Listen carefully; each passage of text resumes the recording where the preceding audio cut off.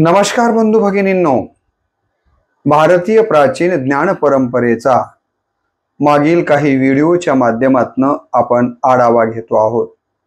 Indian knowledge system IKSच्या माध्यमातून आपल्याला भारतीय ज्ञान परंपरेचा ओळख करून घेत असतानाच प्राचीन ज्ञानाचे स्रोत म्हणून आपण 4 वेदांच्या बद्दलचा विचार यापूर्वी पाहिला, ज्यामध्ये पहिला वेद ऋग्वेद, दुसरा वेद यजुर्वेद, तिसरा वेद सामवेद आणि चौथा वेद अथर्ववेद याबद्दलचे स्वतंत्र 4 व्हिडिओ मी माझ्या रामकृष्ण बदने या YouTube चॅनलवरती यापूर्वी आपल्या सर्वांसाठी पाठवलेले होते। आता आपण या 4 वेदांचे 4 उपवेद याबद्दलचा विचार या व्हिडिओच्या माध्यमातून पाहणार आहोत। तत्पूर्वी सर्वप्रथम मी रामकृष्ण बदने या YouTube चॅनलवरती आपल्या सर्वांचं मनपूर्वक स्वागत करतो। उपवेद म्हणजे काय हे पहिल्यांदा आपण समजून घेतलं पाहिजे। उपवेद म्हणजे वेदांच्या ज्ञानाच्या विविध शाखा, वेदाच्या ज्ञानाच्या विविध शाखा यालाच उपवेद असं म्हटलं गेलेलं आहे। आणि हे उपवेद 4 सांगितलेले गेलेले आहे। 4 वेदाचे 4 उपवेद सांगितले गेलेले आहेत। त्यातला पहिला वेद आहे आयुर्वेद, दुसरा वेद आहे धनुर्वेद, तिसरा वेद आहे गंधर्व वेद, चौथा वेद आहे अर्थशास्त्र। आणि या 4ही उपवेदांचा आपण या ठिकाणी थोडक्यात का असेना परंतु या व्हिडिओच्या माध्यमातून आढावा घेऊयात। यातला पहिला जो वेद सांगितला गेला तो आयुर्वेद आहे आणि असं सांगितलं जातं की हा ऋग्वेदाशी संबंधित असलेला उपवेद आहे। हा वैद्यक शास्त्राचा एक प्राचीन उपवेद आहे, ज्यामध्ये जीवनाच्या विविध अंगांचं तत्वज्ञान आलेलं आहे। आरोग्याचं संरक्षण कसं करावं, विविध रोगांचा उपचार कसा करावा, शरीराच्या 3 दोष सिद्धांतांच्या वरती आधारित असणारा हा उपवेद आयुर्वेद आहे। आणि शरीराच्या जे 3 दोष आहेत त्यातला पहिला दोष आहे वात, दुसरा दोष आहे पित्त आणि तिसरा दोष आहे कफ। वात, पित्त आणि कफ या 3 दोषांचं संतुलन राखण्याचं या ठिकाणी वर्णन किंवा त्याबद्दलची माहिती या आयुर्वेद नावाच्या उपवेदामध्ये आलेला आहे। औषधी वनस्पतींचा वापर कसा करावा, शरीरातील विविध रोगांचं निदान कसं करावं, त्याची उपचार पद्धती कशी असावी, या गोष्टींना या उपवेदामध्ये अनन्यसाधारण महत्त्व आलेलं आहे। पंचकर्मासारख्या विविध शुद्धीकरण पद्धतीचा वापर केल्यानं शरीर आणि मनाचं संतुलन कसं साधता येतं याचं वर्णन देखील या आयुर्वेदामध्ये आलेलं आहे। वर्तमान कालावधीमध्ये या वेदाला अत्यंत महत्त्वाचं स्थान आलेलं आपल्याला दिसतं। या ठिकाणी चरक हा कनिष्काचा राजवैद्य होता आणि तोच या आयुर्वेदाचा जनक असल्याचं या ठिकाणी सांगितलं जातं। आयुर्वेद याचं ज्ञान प्रथम ब्रह्मदेवाला झालं असं सांगितलं जातं। पुढे त्या ब्रह्मदेवानं ते ज्ञान प्रजापतीला दिलेलं आहे। प्रजापतीनं पुढे ते अश्विनी कुमारांना दिलेलं आहे। तिथून अश्विनी कुमारांनी ते ज्ञान इंद्राला दिलं आणि इंद्राद्वारे अत्रिपुत्रादी मुनींना हे ज्ञान सांगितलं गेलं असं सांगितलं जातं। यामध्ये चरक, सुश्रुत, वाग्भट इत्यादी आयुर्वेदाचार्यांच्या संहिता प्रसिद्ध असलेल्या आपल्याला या ठिकाणी पाहायला मिळतात। असा हा 4 वेदांच्या पैकी एक उपवेद म्हणजे आयुर्वेद।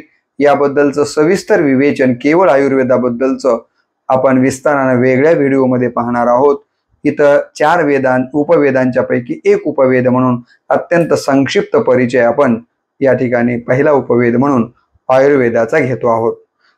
या ठिकाणी उपवेदाचा दुसरा उपवेद आपण इथं पाहतो त्याला धनुर्वेद असं म्हटलं जातं। हा उपवेद युद्ध कला आणि शस्त्रकलेशी संबंधित आहे।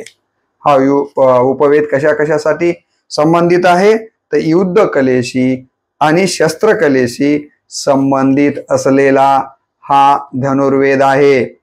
यात धनुष्याचा वापराच्या संबंधाचं वर्णन आलेलं आहे. युद्धातील तंत्रज्ञान कसं वापरावं, शास्त्रामधलं कौशल्य कसं वापरावं, सैन्य तंत्र कशा पद्धतीचं असावं, या सगळ्या बाबींचा विचार या धनुर्वेद या उपवेदामध्ये आलेला आहे. विविध प्रकारचे धनुष्य, बाण आणि युद्धतंत्र यांचा अभ्यास यामध्ये आलेला आपल्याला दिसून येतो. युद्धकला व सैन्य व्यवस्थापनाला हा उपवेद अत्यंत महत्वाचं या ठिकाणी स्थान देत असताना आपण या ठिकाणी पाहिला पाहिजे. मग धनुर्वेदाच्या बद्दल असं सांगितलं जातं की ब्रह्मा, प्रजापती इत्यादी पासून परंपरेनं विश्वामित्र ऋषींना हे ज्ञान प्राप्त झालेलं आहे हे धनुर्विद्येचं. त्यानंतर दीक्षापाद, संग्रहपाद, सिद्धिपाद आणि प्रयोगपाद हे धनुर्वेदाचे 4 पाद सांगितलेले आहेत. आणि या उपवेदाचा मुख्य उद्देश जर काय असेल तर दुष्टांना दंड देणे आणि प्रजेचं प्रतिपालन करणे हेच या धनुर्वेदाचं मुख्य प्रयोजन आहे. हे आपण या ठिकाणी लक्षात घेणं महत्वाचं आहे. तर असा हा धनुर्वेद उपवेदांच्या पैकी दुसरा उपवेद म्हणून आपल्याला संक्षेपानं पाहता येतो. वेदाचा तिसरा उपवेद जो सांगितला गेलेला आहे त्याला गंधर्व वेद असं म्हटलं जातं. आणि हा गंधर्व वेद सामवेदाशी संबंधित आहे. त्यामध्ये संगीत कलेची माहिती आलेली आहे. यात संगीत, गायन, नृत्य आणि कलात्मक अभिव्यक्तीवर भर देण्यात आलेला आहे. कशामध्ये? गंधर्व वेद या उपवेदामध्ये. यात संगीताच्या रागांचं, तालांचं आणि नृत्यशास्त्राचं विवेचन आलेलं आहे, ज्यामुळे सांस्कृतिक आणि धार्मिक विधीसाठी कलात्मक अभिव्यक्ती याद्वारे साकारली जाते. संगीताचे नियम, स्वर, राग आणि ताल यांचं अध्ययन या उपवेदामध्ये आलेलं आहे. हा उपवेद सांस्कृतिक अभिव्यक्तीच्या विविध अंगांवर काय करतो? प्रकाश टाकण्याचं काम करतो. कोणता वेद? उपवेद गांधर्व वेद. याचं या ठिकाणी जे सुरुवात आहे ती भगवान भरतांनी केलेली आहे असं सांगितलं जातं. देवतांची आराधना आणि निर्विकल्प समाधी हे या गांधर्व वेदाचं मुख्य प्रयोजन राहिलेलं आहे. हे देखील आपण या ठिकाणी लक्षात घेणं गरजेचं आहे. उपवेदाचा चौथा शेवटचा जो उपवेद या वेदांचा सांगितला जातो तो म्हणजे अर्थवेद, अर्थशास्त्र किंवा शिल्पवेद असं त्याला म्हटलं गेलेलं आहे. आणि हा अथर्ववेदाशी संबंधित असलेला उपवेद आहे. हा उपवेद राज्यशासन, प्रशासन आणि अर्थव्यवस्था, राज्यशासन, प्रशासन, अर्थव्यवस्थेवर काय करतो? हा तर अर्थव्यवस्थेवर आधारित अशा प्रकारचा हा चौथा उपवेद आहे. हा उपवेद राज्याच्या आंतरिक व्यवस्थापनाबद्दल बोलतो. आर्थिक धोरण कशा पद्धतीचं असावं, न्याय व्यवस्थेचं विवेचन कशा पद्धतीनं असणं गरजेचं आहे, या सर्वांचं विवेचन आपल्याला या चौथ्या उपवेदामध्ये दिसतं. यात राज्य शासनाची योजना, राज्य शासनाची कर प्रणाली आणि संसाधनांचं व्यवस्थापन या संबंधी तत्वज्ञान आलेलं आहे. चाणक्य, ज्याचं कौटिल्य अर्थशास्त्र म्हणतो आपण, म्हणून या चाणक्यांनी जे अर्थशास्त्र ग्रंथ लिहिला, राज्य शासन आणि प्रशासनाच्या विविध आयामांची यातनं त्यांनी माहिती दिली, ज्यामुळं राज्याच्या विकासासाठी आवश्यक धोरणांची कल्पना स्पष्ट करण्याचं काम हा उपवेद करतो. यामध्ये नीतिशास्त्र, अश्वशास्त्र, शिल्पशास्त्र, सूपशास्त्र आणि 64 कलांचं शास्त्र ही शास्त्रे अनेक मुनींद्वारा विरचित केलेली आपल्याला या ठिकाणी पाहायला मिळतात। तर अशा पद्धतीनं या 4 वेदांचे हे 4 उपवेद सांगितले गेलेले आहेत। पारमार्थिक दृष्ट्या वेदांना अनन्यसाधारण महत्व आहे, तर उपवेद हे लौकिक दृष्टीनं अत्यंत महत्वाचे आहेत।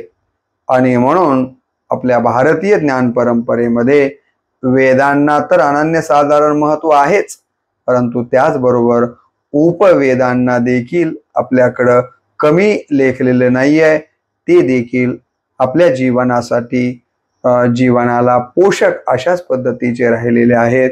आणि म्हणून या 4 उपवेदांचा संक्षेपानं परिचय आपण या व्हिडिओच्या माध्यमातून या ठिकाणी करून घेतलेला आहे। तर आज आपण या 4 उपवेदांबद्दलचा संक्षिप्त परिचय भारतीय ज्ञान परंपरा किंवा IKSच्या इंडियन नॉलेज सिस्टीमच्या माध्यमातून पाहून याच ठिकाणी थांबूयात। नमस्कार।